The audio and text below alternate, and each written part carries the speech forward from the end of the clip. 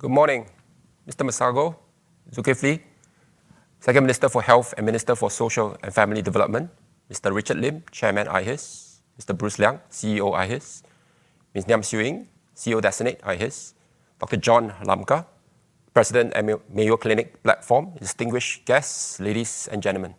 Good morning and a warm welcome to the inaugural HealthTech X 2021. We have speakers and attendees here in person joining us virtually from around the world. They include public, private, healthcare professionals, leaders, partners from government agencies, professionals in the tech industry, and students from institutes of higher learning.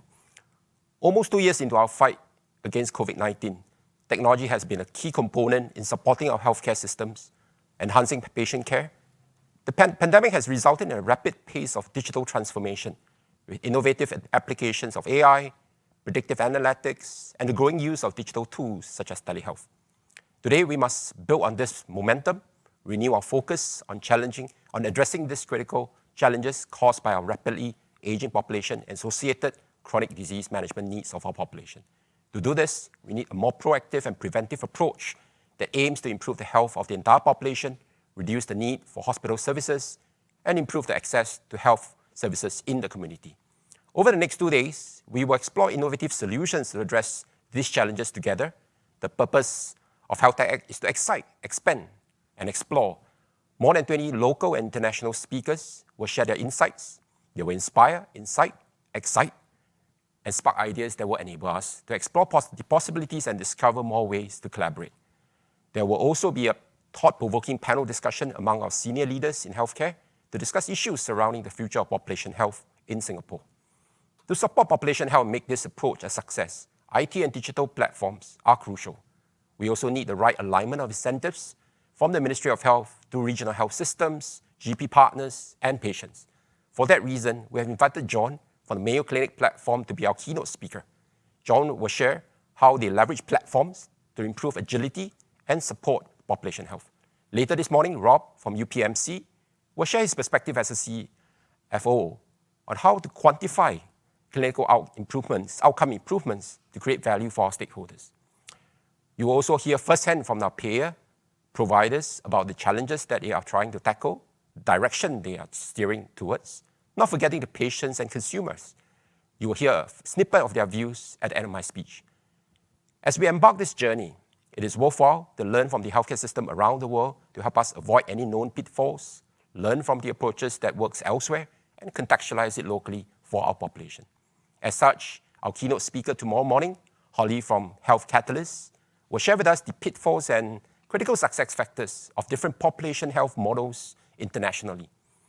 Our population consists of preborn babies, their mothers, children below 12, teenagers, working adults, retirees, seniors living with chronic diseases.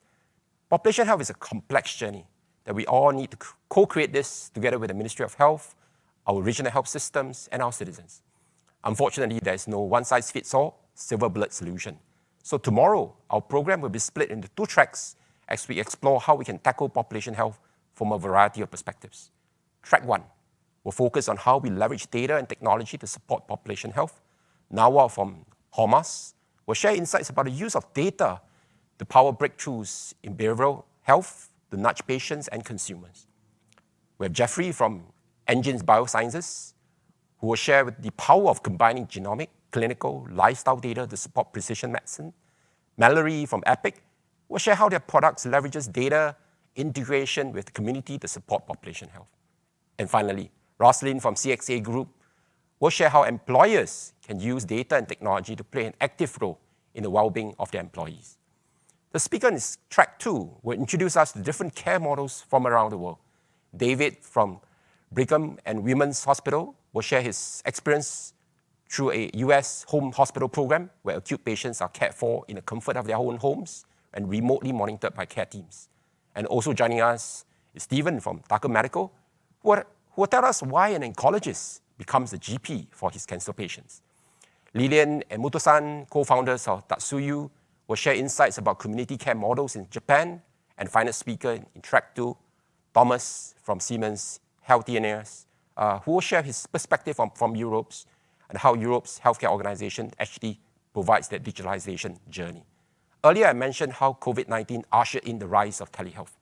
To wrap up that HealthTech X, you will hear from Wyman from Doctor Anywhere, who will share his vision on the full potential of telehealth, its challenges, how we can work together towards a uniquely Singapore approach to population health for us and our future generations. Before we hear from our industry experts, we must not forget that everything we do today is ultimately to serve our citizens and our patients. We need to include them in co-designing this journey together, asking ourselves, how can technology empower people to adopt healthier lifestyles? Do they really understand the emerging technologies like smart wearables and telemedicines? What are their expectations when it comes to receiving better care?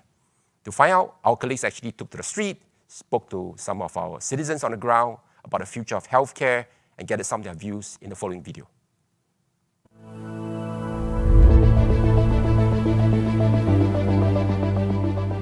Smartwatches, right, actually helps to push people like just not to stay at home and instead go out to exercise, and they can keep track of their health. More consumers will be used to using wearables to track and monitor their health conditions and get more updates to their health conditions and take care of themselves better. Unique cases that pop up from different ends of the world or something like that. And for a regular person, a regular doctor, maybe, it might be difficult for them to connect the dots to figure out the true underlying problem. But with maybe something like AI, that could be much easier to solve, so that it's able to help improve the quality of life that you can give to the patient. I think it would depend. I think I wouldn't want to be like the first person to do it, but same as most things, people would have to try it before me, type of thing, just in case it goes wrong or something, so it has to be proven before I feel comfortable. I've tried the telemedicine once and I found that it's very convenient. And that's what technology can help us to improve the quality of life and make life easier. We can use technology to help us in the queue management, then it will be better, because sometimes, usually when we go down to the clinic or hospital, we always find that there's a long queue of patients. My daughter does. Yeah, recently she just not feeling well during this COVID time.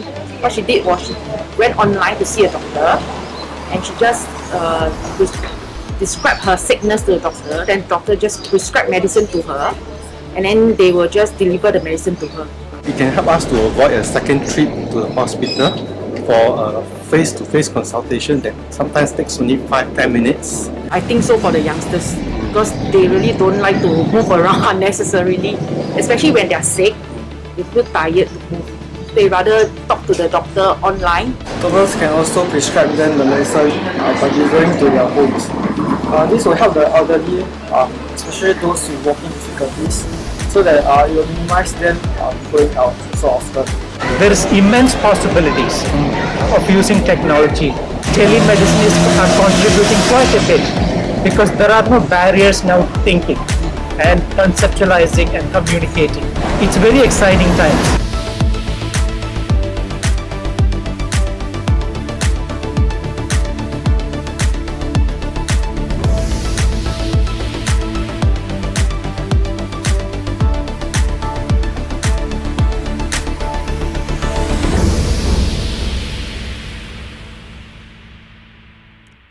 Wow, many nuggets to take away from that video.